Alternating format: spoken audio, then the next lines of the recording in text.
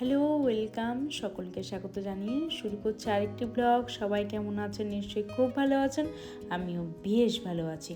তো দেখো, ওই সকাল 7টা বেজে তো চলে এসছে আর কি ফুল তুলতে। তো আমার এই টবের গাছের মধ্যে যে কটা ফুল হয়েছে সব কটাই খুব সুন্দরভাবে ফুটেছে। আর গোলাপ গাছের ফুলগুলো ছিল সেগুলো শুকিয়ে গেছে। আর এই দেখো আমার চন্দ্রমল্লিকা আর কি সাদা, এত সুন্দর লাগছে। আর সকালবেলা বন্ধুরা ফুলগুলো দেখলে না মনটাও বেশ ভালো হয়ে যায়। তো দেখো, ঠাকুর পুজো করবো বলে মানে সরস্বতী পুজোর প্রিপারেশান চলছে এদিকে। ঠাকুর পুজো করব মানে তার আগেই দেখো ঠাকুর ঘরে যে একটা ছোট্ট একটা র্যাক ছিল, তো সেটাই আর কি নিয়ে আসলাম। আর এইদিকে দেখো, আর যে গাছগুলো ছিল মানি প্ল্যান্টের যে গাছগুলো ছিল সেটাই আর কি সুন্দর করে ধুয়ে, কেমন একটু নোংরা পড়েছিল একটুখানি, তাই সেই জন্য আর কি সেটা ভালো করে সুন্দর করে ধুয়ে নিলাম। আর ঠাকুরের বাসনগুলোও একটু ধুয়ে নিলাম। তো গাছের থেকে না অনেক বন্ধুরা মাটি গাছগুলো ধুলো ধুলো পড়ে গেছিলো, তো সেই গাছগুলো ভালো করে ধুয়ে তারপরে আবার সুন্দর করে সাজিয়ে গুছিয়ে রেখে দিলাম। তো এই কাজগুলো তো করতেই হবে, অনেক দিন ধরে এই কাজটা পেন্ডিং হয়েছিল। তো ভাবছি যে কবে করব। আরও কিছু কাজ পেন্ডিং হয়ে পড়ে আছে, সেই কাজগুলো আমার একদমই করা হচ্ছে না।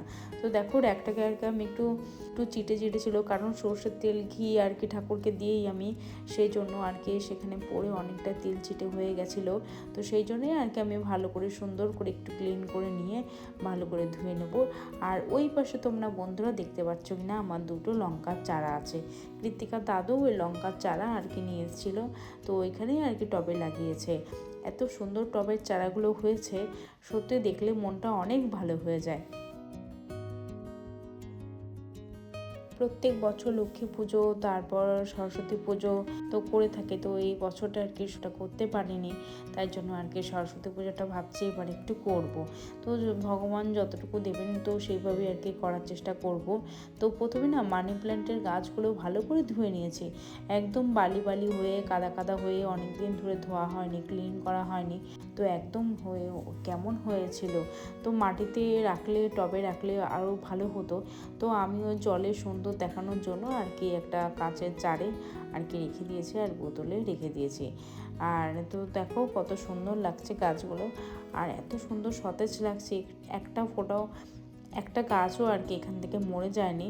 তো ওই জারগুলোতে আর কি, কাঁচের জারগুলোতে আর কি রেখে দিলাম। তো এত সুন্দর লাগছে আর কি, কাঁচের পাত্রে আর কি আমি এই মানি প্ল্যান্টের গাছগুলো আর কি রেখে দিয়েছি। তারপর দেখো বন্ধুরা, সব কাজ সেরে তো আজকে রান্না করব একটু লেটে। তো এখানে হচ্ছে কিছু জামা কাপড় ছিল, কৃত্তিকার স্কুলের ড্রেস ছিল, তো সেগুলো একটু ভিজিয়ে রাখলাম, তো পরে আর কি কাচা হবে। তো দেখো বন্ধুরা, কেচে টেচে আমি আবার চলে এসেছি যে হেয়ারটাকে একটু ড্রাই করতে। ওই আগের দিন বলেছিলাম যে চুল একটু ভিজে থাকলে মাথা যন্ত্রণা হয়, তো সেই জন্য একটু হেয়ারটাকে একটু ড্রাই করে নিলাম।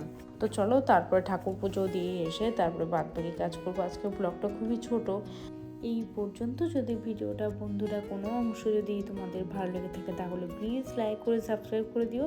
তো দেখো, স্নান সেরে পুজো সেরে তো এখানে কিছু জামা কাপড় ছিল সেগুলো নিয়ে চলে এসেছি। কদিন ধরে বন্ধুরা জানো তো একদম রোদ নেই, আর মনটাও অতটা ভালো নেই। রোদ না উঠলে যেন মনটাও যেন ভালো থাকে না, এমন একটা পরিস্থিতির মধ্যে হচ্ছে। মানে 3-4 দিন ধরে একদম রোদও নেই, আর মনটাও যেন কাজ করতে একদম ইচ্ছা করছে না। তাই সকাল থেকে রাত পর্যন্ত যে কাজটা আমি রেখেছি সেটা তোমাদের সাথে শেয়ার করছি। বন্ধুরা, ভিডিওতে নানা রকম নয়েজ আসছে, তো তোমরা কিছু মনে করো না। যেহেতু আমার নিচের তলায় আমি থাকি, মানে ফার্স্ট ফ্লোরে, সেকেন্ড কোনো ফ্লোর নেই, মানে উপরের কোনো দোতলা নেই, সেজন্য আর কি আমার ভিডিওতে বিভিন্ন রকম আওয়াজ আসতে পারে, নয়েজ আসতে পারে। তো তোমরা প্লিজ কেউ কিছু মনে করো না, মাইন্ড করো না, তো মানিয়ে নেওয়ার চেষ্টা করো। তো দেখো, আমি তারপর রান্নাঘরে চলে এসেছি রাতে রান্না করতে। তো কৃত্তিকার জন্য একটু দুধ গরম করছিলাম, ওকে দুধ দিয়ে মুড়িতে আর কি টিফিনটা দেবো, তারপর আমি ওকে গিয়ে পড়াতে বসাবো। তো ওর তো যেহেতু এক্সাম চলছে, প্রায় ওদের মানে এখন হচ্ছে মাসে মাসে ওদের এক্সাম চলছে, সেই জন্য একটু চাপের মধ্যে আছি।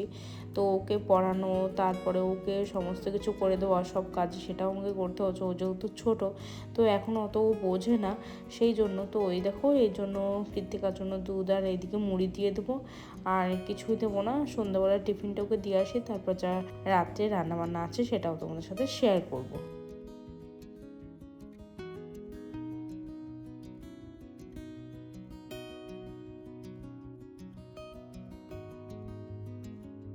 আজ হচ্ছে ফ্রাইডে, তো হচ্ছে রাত্রিবেলাতে 9টা বেজে আমি চলে আসলাম রান্নাঘরে। তো মাছের ঝোল করব আর ওইদিকে হচ্ছে বেগুন ভাজা করব। তো হাজব্যান্ড আর কি ফ্রাইডেতে আর কি বাড়িতে আসে, তো ওই জন্যই আর কি রাত্রে রান্নাটা করছি। তো টাটকা রান্না খেতে তো সবারই মন চায়, তো বাড়ির রান্না খেতে সবারই মন চায়। তো ওখানে হচ্ছে মেসে থাকে, তো সেখানে নিজেই রান্নাবান্না করে নেয়। একজন মাসি ছিলেন, তো সে এখন নেই, তো সে মারা গেছে। তো আগে যে ছিল সেও মারা গেছে, তো এখন আর নেই। তো সেই জন্য আর কি ওখানে হাত পুড়িয়ে নিজেই রান্না করে খেতে হয়। তো সেই কারণে আর কি আমি এখানে মাছের ঝোল আর বেগুন ভাজা করে নিচ্ছি। একটা সিম্পল মাছের ঝোল, এই জিরে দিয়ে আলু টমেটো দিয়ে একটা ঝোল করব, আর ওদিকে হচ্ছে বেগুন ভাজাটা করব। আর এই পর্যন্ত এসে যদি বন্ধুরা যদি ভিডিওটা কারো যদি একটু যদি ভালো লেগে থাকে তাহলে প্লিজ লাইক করে সাবস্ক্রাইব করে দেবেন। তো গত ভিডিওতে যারা যারা কমেন্ট করেছিলেন তাদেরকে অসংখ্য ভালোবাসা আর অসংখ্য ধন্যবাদ। তো টমেটো আলু সব কিছু একসাথে ভেজে নিয়ে এখানে হচ্ছে মশলা হচ্ছে আদা গ্রেট করে রেখেছিলাম, সেটা দিয়েছিলাম, জিরে গুঁড়ো আর ধনিয়া গুঁড়ো। তো দিয়ে দেখো গরম জল দিয়ে দিয়েছিলাম মাছের ঝোলে। তো দেখো সেটা ক্যামেরা করা হয়নি। তো এই সিম্পল একটা মাছের ঝোল হয়ে গেছে মাছের ঝোলটা। তো এরপরে হচ্ছে আমি বেগুন কেটে রেখেছিলাম সেটা আর কি ভাজবো।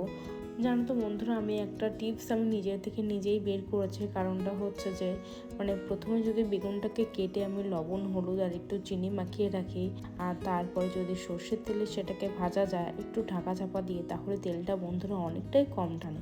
তোমরা এটা ট্রাই করতেই পারো, দেখবে একদম যত আর কি ঠিক বেগুনটা হোক না কেন ততই আর কি তেলটা কম টানবে। তো দেখো আমার মোটামুটি হয়ে গেছে।